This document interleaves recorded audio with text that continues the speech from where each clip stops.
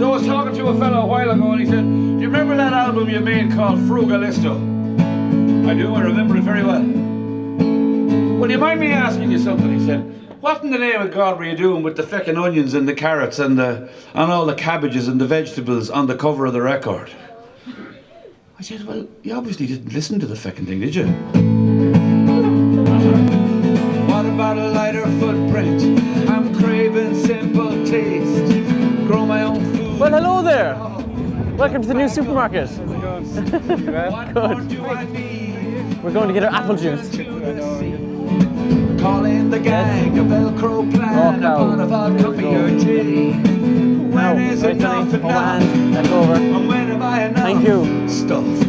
When is enough enough? And when have I enough? Stuff. Merci. We wanted to talk to you about REKO, and REKO is a direct sales model for producers to consumers, and it started off in Finland, started by a guy called Thomas Snellman, and REKO actually stands for fair consumption, and it came about 5 years ago, and there's already 2,000 groups all over the world, and we're the first REKO group in Ireland, which is quite exciting. And what it is, in short, it's a pre-sold farmers market via Facebook groups. So how it works is that producers and consumers connect through one group, and our group is specifically called the Lahinch REKO Ring. So you can join it today, and producers each week put up a post about what they have to sell.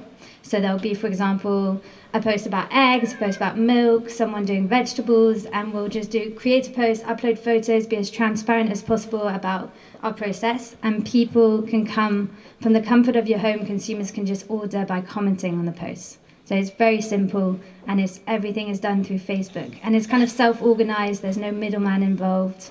It's super transparent, and it is amazing because you get to meet the friendly faces behind the produce and go and meet the producers directly each Wednesday. So what happens is we set up on Wednesday, you have a week to order whenever you want up until the night before. The producer writes down all the orders and then meets you at a designated time and place. So we've picked the Lahinch car park in the opposite of the school road, top car park. And then you'll be there between 6 and 6:30, so it's super fast. You go and pick up your produce, and there's no waste involved, there's no time wasted. So there's a lot of problems these days, like at the markets, because we come back with a lot of over-harvested goods that just go to waste. So it's minimizing time, effort, waste, packaging, everything. So it's super, there's just loads of benefits. It's also creating like local food networks. We want to be supporting our community and supporting everyone that's producing our food and not having middlemen involved and money-making machines. So you're basically empowering your farmer and meeting your local community. And the main thing as well is there's a lot of these kind of groups around, but there's no commission. So no one is basically making money out of it. We're just helping facilitate it, and a lot of producers will be farmers who don't have Facebook, so we're willing to like help them create their posts. So you might see, for example, Moy Hill posting for someone else in the start. We're just going to help them through the process. And it'll be a social event too, so you'll get to kind of see everyone who's doing the same thing. Can I buy when I rock up on the day? No, you cannot. So that is the only negative thing about the REKO, is in order to get around all the trade rules, so it doesn't function like a normal market, you cannot sell on the day. So all sales need to be through Facebook up until the night before. All the payment is done through cash on the day. We've already got 5 to 6 producers involved. So we have someone doing milk, someone doing cheese, bread, fermented produce, and yeah, so we have lots of different varieties of food. And that's the amazing thing about it, is instead of going to your supermarket and getting your milk and then going to the market to find the vegetables, you get everything, all of your diversity of goods all in one place. So it's very convenient from the consumer's perspective. I hope the rain holds off just for today. I hope it doesn't rain on your parade. I don't know anyone that doesn't like going to markets, but most people can't go to markets because they work 9 to 5. So this is where REKO is basically changing that whole culture. You've ordered in work, you finish work, and on your way home you get all your stuff. And it's not changing people having to totally change the lifestyle so they can have a day off to go to the market. It just doesn't work. So it's really meeting that kind of modern day lifestyle.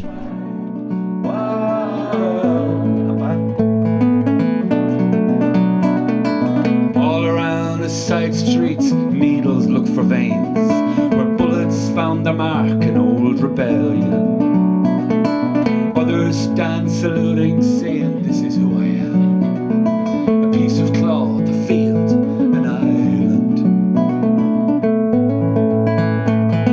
What we really need to get it really taken off is more good producers. If you can get 15, 20, 30 producers that it's got everything, you know, have 4 bread people and 3 veg people and fruit and everything, then the whole town will go there, you know, way over the supermarket, because that's, you know, all your neighbours, all the local real food that you want. But it's hard to get producers there before the consumers are there. So thankfully we have now 6 good solid producers, so it's going to be a really good basket when you buy from each one.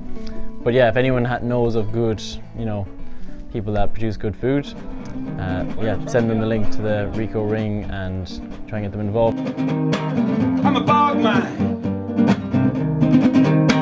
I'm a bog man.